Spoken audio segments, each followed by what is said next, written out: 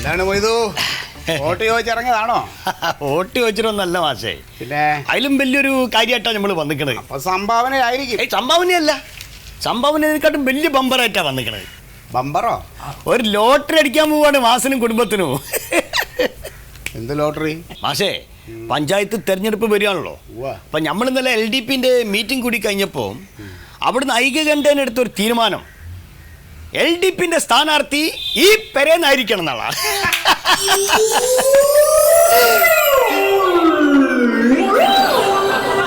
എന്തേ മാഷേ? അപ്പൊ നിങ്ങളങ്ങ് തീരുമാനിച്ചു അല്ലേ? അങ്ങനെയല്ല മാഷേ, പാർട്ടിക്ക് അങ്ങനെ ഒരു താല്പര്യമുണ്ട്, അത് പറഞ്ഞതാണ്. അപ്പോൾ എല്ലാവർക്കും ഒരു സന്തോഷമുള്ള കാര്യമാണ്. എന്താ നിങ്ങളുടെ പാർട്ടിയിൽ ആളില്ലാണ്ടായോ? അങ്ങനെയല്ല മാഷേ, അത് എന്താണെന്ന് അറിയാം, മാഷോട് തുറന്ന് പറയാലോ. അതായത് ഇന്നലെ ഇപ്പോൾ LDPന്റെ നമ്മൾ പാർട്ടി മീറ്റിംഗ് കഴിഞ്ഞപ്പോൾ അവിടുന്ന് ചർച്ച നടത്തി ആരായിരിക്കണോ സ്ഥാനാർത്ഥി എന്നുള്ളത് കുറിച്ച്. അപ്പോൾ പാർട്ടിയിൽ ആരും സ്ഥാനാർത്ഥിയായിട്ട് നിൽക്കുന്നതിൽ ആർക്കും താല്പര്യമില്ല. കാരണം അതിപ്പോൾ ഓരോരുത്തരെ ചില പേര് ദോഷങ്ങളൊക്കെ ഉണ്ടാക്കിയതിൻ്റെ പേരിലാണ്. അല്ല എന്നാ പിന്നെ മൊയ്തൂനൊന്ന് നിന്നൂടായിരുന്നു. മാഷേ, മൊയ്തൊക്കെ നിൽക്കണ്ട, മൊയ്തൊക്കെ നിന്നാലും 8 നില പൊട്ടും. പക്ഷേ അണികൾക്ക് തന്നെ നമ്മളെ പറ്റി ഒരു അഭിപ്രായം ഇല്ല, പിന്നെ വെറുതെ നിന്നൊരു കോളം കിടന്നല്ലോ വെച്ചിട്ടാണ്. അപ്പോൾ പാർട്ടിന്റെ മീറ്റിങ്ങിൽ ചർച്ച ചെയ്ത് വന്നപ്പോൾ ഞങ്ങൾക്ക് എല്ലാവർക്കും ഉണ്ടായ ഒരു അഭിപ്രായം, ഈ പെരേന്ന് ഒരാൾ സ്ഥാനാർത്ഥിയായിട്ട് നിന്നാൽ വിജയം ഉറപ്പാന്നുള്ളത്. അതെ അല്ലേ സുമേഷ് ചേട്ടാ? അപ്പൊ മാഷ് ഇപ്പൊ 25 കൊല്ലമായിട്ട് ഉണ്ടാക്കിയ ഒരു ആൾക്കാരായിട്ട് ഉണ്ടാക്കിയ ഒരു സ്നേഹം, അപ്പൊ ഞാൻ അടക്കം മാസ സിസ്റ്റനാണ് അല്ലേ? അങ്ങനെ ഒരുപാട് സിസ്റ്റേക്കാണെങ്കിൽ പിന്നെ മാഷ മക്കൾ, ഈ കുടുംബം എന്ന് പറഞ്ഞാൽ തന്നെ ഈ നാട്ടുകാർക്ക് ഭയങ്കര ഇഷ്ടപ്പെട്ട ഒരു കുടുംബമാണ്. പിന്നെ അപ്പൊ സ്ഥാനാർത്ഥി ഇവിടുന്ന് ആയിരിക്കണം, അതാണ്. 25 കൊല്ലമായിട്ട് ഞങ്ങൾ ഉണ്ടാക്കി വെച്ച സൽപ്പേര് കളഞ്ഞു കുളിക്കണമെന്നാണ്. അങ്ങനെ പറയരുത് മാഷ, അതല്ല. അതിപ്പോ നമ്മളെ പാർട്ടിന്റെ പിൻബലം നിങ്ങൾക്ക് അറിയാലോ. നമ്മളെ കൂടെ ഒക്കെ നിൽക്കാന്ന് പറഞ്ഞാൽ തന്നെ അത് വലിയൊരു സംഭവമല്ലേ.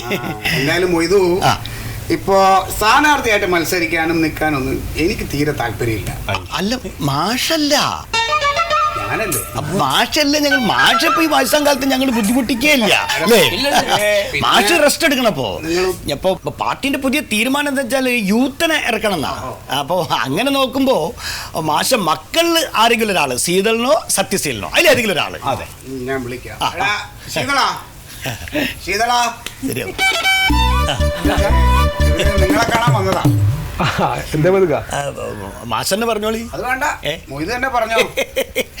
അതെ ശീതള, പഞ്ചായത്ത് ഇലക്ഷൻ വരുവാണല്ലോ മോനെ. ഞങ്ങളെ വോട്ട് ചെയ്യാൻ വരും. വോട്ട് ചെയ്യണം. വോട്ട് ഇപ്പൊ എല്ലാ കൊല്ലവും നിങ്ങളെ വോട്ട് ഞമ്മക്കാണെന്ന് ഞമ്മക്കറിയാം. ഇപ്രാവശ്യം വോട്ട് മാത്രം പോരാ. അതായത് നമ്മളെ പാർട്ടിയുടെ ഒരു തീരുമാനേ LDPന്റെ സ്ഥാനാർത്ഥി ഈ പെരേന്നായിരിക്കണം എന്നാണ്. അയ്യോ, അച്ഛനിപ്പോ ആദ്യത്തെ പോലെ ഒന്നും വായിക്കില്ല. എടാ, അവരെ എന്നെ അല്ല ഉദ്ദേശിക്കണേ, നിങ്ങളെ യൂത്തിനെ.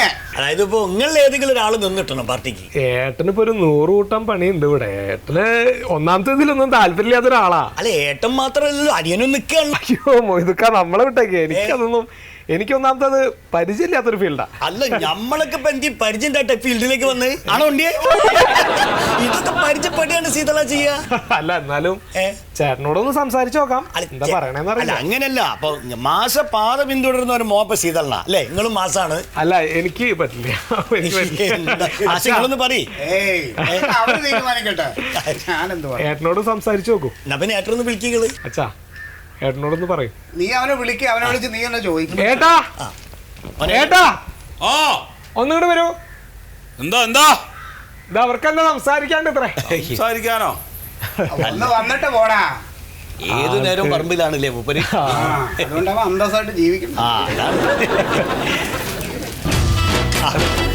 സത്യശീല, ഇതൊക്കെയാണ് മോനെ. അതെ മാഷേ, ഈ ആവശ്യം നിങ്ങളല്ലേ, നിങ്ങൾ പറയും. മതിയോ? അതെ, പഞ്ചായത്ത് ഇലക്ഷൻ വരികയാണല്ലോ, നിങ്ങൾക്കൊക്കെ അറിയാലോ.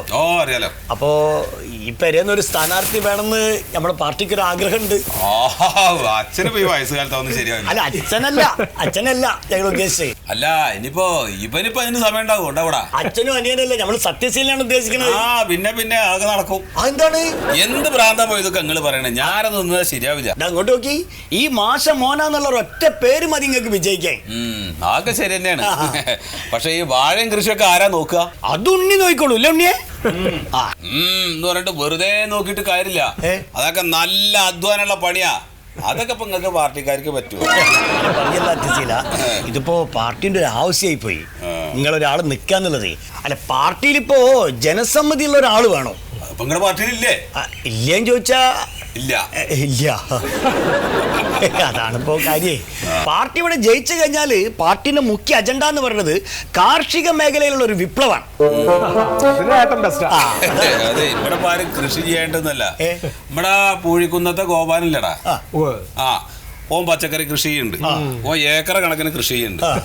ഓനും ഓന്റെ ഭാര്യയ്ക്കും ഓന്റെ കുട്ടിക്കും കഴിക്കാനുള്ള പച്ചക്കറി ഉണ്ടല്ലോ, അത് മാത്രം വേറെ സെപ്പറേറ്റ് ഉണ്ടാക്കും.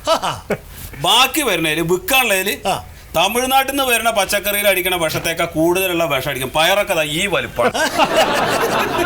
അതുപോലുള്ള ആളുകളല്ല നമ്മൾ പ്രോത്സാഹിപ്പിക്കേണ്ടത്.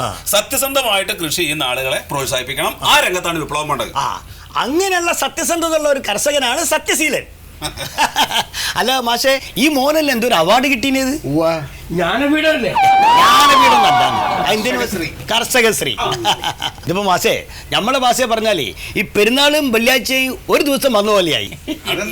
അതായത് കർഷകശ്രീ അവാർഡ് കിട്ടിയ മോൻ, മാഷമോൻ എന്നുള്ള പേരും ഈ ഒരു ഒറ്റ കാര്യം മതി LDPന്റെ സ്ഥാനാർത്ഥിയായിട്ട് സത്യശീല ഇവിടെ വിജയിക്കാൻ. അതെ, നിങ്ങൾ പറഞ്ഞതൊക്കെ ശരിയാണ് മൈദുക്ക, പക്ഷെ എന്നാലും അത് വേണ്ട. സത്യശീല അത് പറയരുത്. ഈ ഒരു കാര്യത്തിന് വേണ്ടിയിട്ട് അത്